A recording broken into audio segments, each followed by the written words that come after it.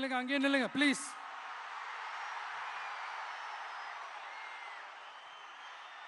கொஞ்சம் அமைதியா நான் பேசுறத கொஞ்சம் கேளுங்க ப்ளீஸ். ஒரு 5 minutes தான், கொஞ்சம் அமைதியா இருங்க ப்ளீஸ். ப்ளீஸ்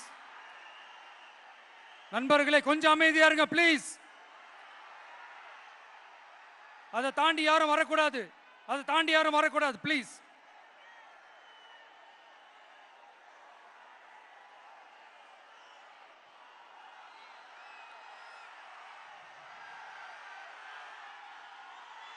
என் நெஞ்சில் குடியிருக்கும்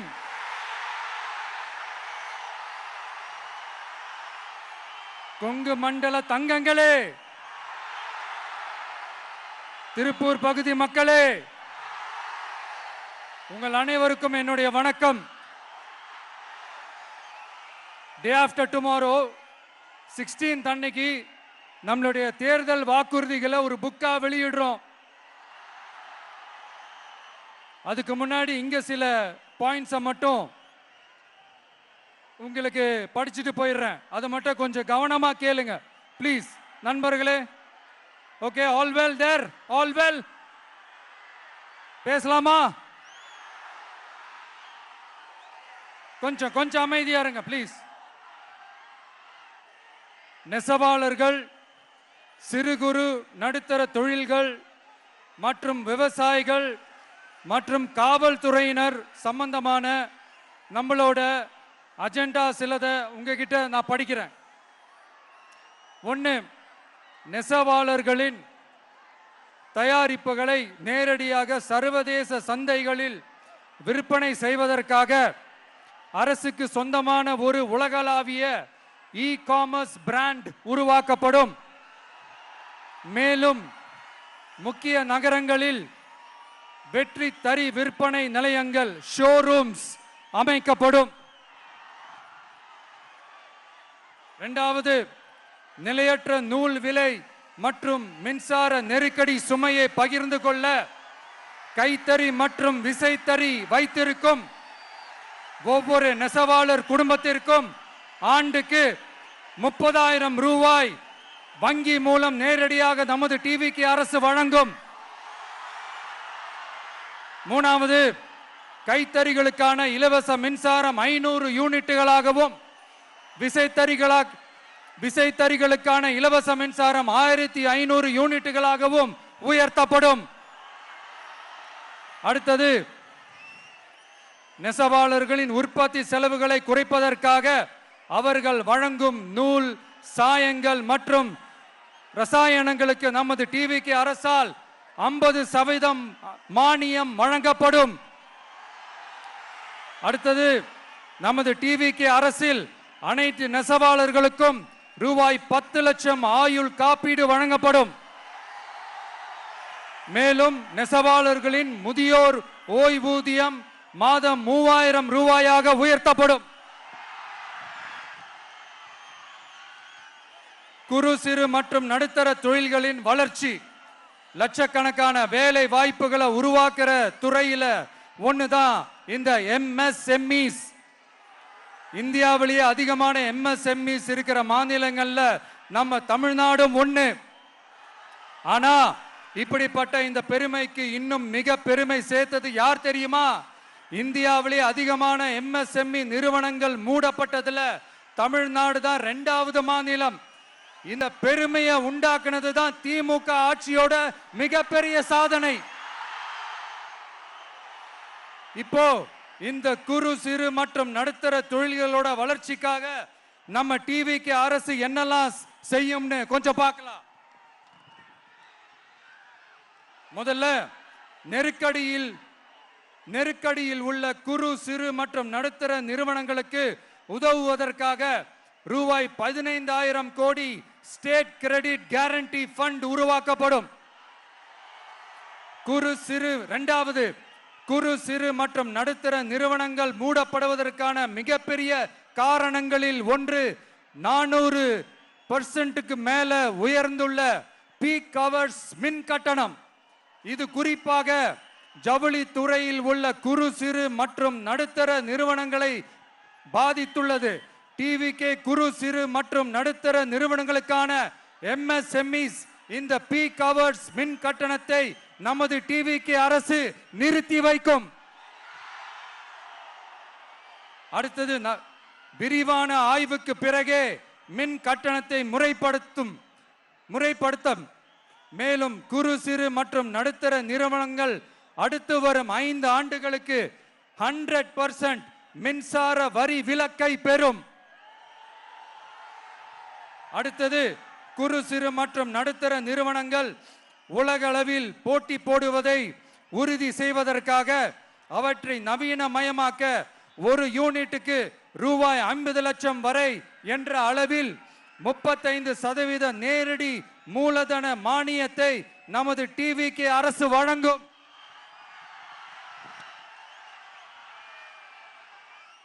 அடுத்து நம்ம எல்லாருக்கும் சோறு போடுற நம்ம தெய்வங்களான விவசாயிகளுக்கான அஜெண்டா கொஞ்சம் படிப்போமா?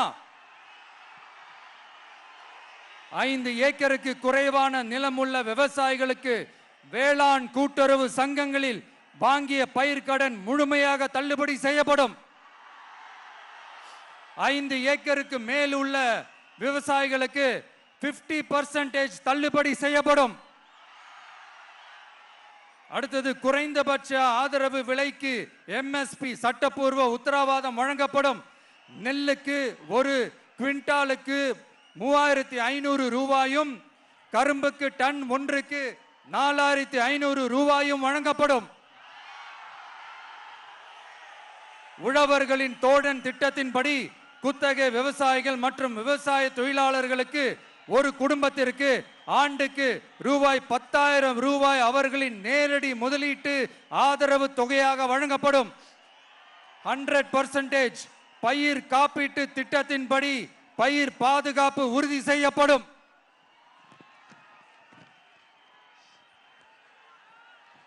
கடைசியாக நமது அரசு ஊழியர்கள் நலன். அரசு ஊழியர்களின் நலனுக்காக பழைய ஓய்வூதிய திட்டம் மீண்டும் வழங்குவது குறித்து நமது டிவிகே அரசு கனிவுடன் பரிசீலித்து மதிப்பீடு செய்யும். அடுத்தது 5 அல்லது அதற்கு மேற்பட்ட ஆண்டுகள் தொடர்ச்சியாக அரசு பணியை நிறைவு செய்துள்ள அனைத்து தற்காலிக ஆசிரியர்கள், செவிலியர்கள் மற்றும் எழுத்தர் பணியாளர்களை நமது டிவிகே அரசு பணி நிரந்தரம் செய்யும். 3வது, பதவி உயர்வுக்கு பணம் பெறும் கலாச்சாரத்தை நமது டிவிகே அரசு முடிவுக்கு கொண்டு வரும். அனைத்து அரசு ஊழியர்களின் இடமாற்றங்களும் வெளிப்படையான மற்றும் கால வரையறைக்கு உட்பட்ட முறையில் நடைமுறைப்படுத்தப்படும். 4வது, காவலர்களின் அடிப்படை மாத ஊதியத்தை 18,200 ரூபாயிலிருந்து 25,000 ரூபாயாக நமது டிவிகே அரசு உயர்த்தும். அதிக மன அழுத்தம் உள்ள பணிகளில் ஈடுபடும் காவலர்களுக்கு பணிப்படியாக மாதம் 1000 ரூபாய் கூடுதலாக வழங்கப்படும். காவலர் நலன் மற்றும் பணி நிபந்தனைகள் சட்டத்தை, அதாவது police welfare and working conditions act, நமது டிவிகே அரசு இயற்றும். அச்சட்டத்தின்படி காவலர்களின் பணி நேரங்கள் முறைப்படுத்தப்படும். அதிக பணி சுமை கொண்ட காவலர்களுக்கு வாரத்திற்கு ஒரு சுழற்சி முறை விடுமுறையை உறுதி செய்யப்படும். சலவை படியை, அதாவது வாஷிங் அலவன்ஸ் 500 ரூபாயிலிருந்து 1000 ரூபாயாக உயர்த்தப்படும். மேலும் மதுரை, கோயம்புத்தூர், திருச்சி, திருநெல்வேலி, சேலம் மற்றும் வேலூர் ஆகிய இடங்களில் காவலர் நல மருத்துவமனைகள் நமது டிவிகே அரசு நிறுவும். கடைசியாக பெண் காவல்துறை அதிகாரிகள் பாதுகாப்பு நெறிமுறை அல்லது பாதுகாப்பு பணிகளுக்கு பணியமர்த்தப்பட மாட்டார்கள். பெண் காவல்துறை பணியாளர்களுக்கென தனி ஓய்வறைகளும் நடமாடும் டாய்லெட் யூனிட்டுகளும் அமைக்கப்படும்.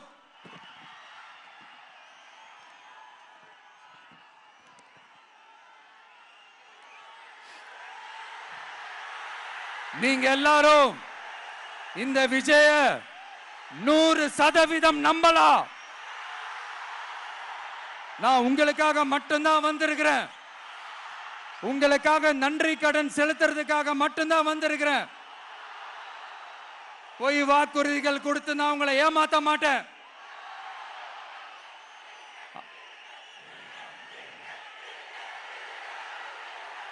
அதனால உங்க அண்ணனுக்கு, உங்க தம்பிக்கு, உங்க மகனுக்கு, உங்க பிள்ளைக்கு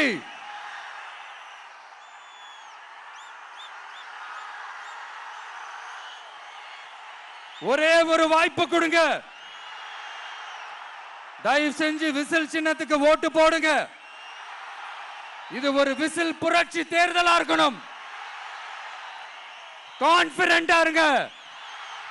நல்லதே நடக்கும். வெற்றி நிச்சயம், வெற்றி நிச்சயம், வெற்றி நிச்சயம்.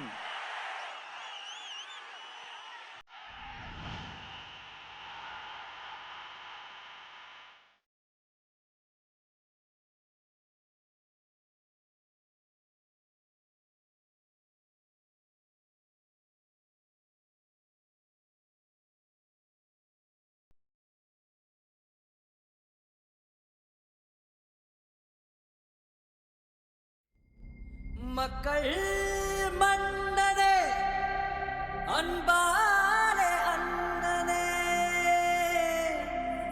விழா வீரனே, பெரிய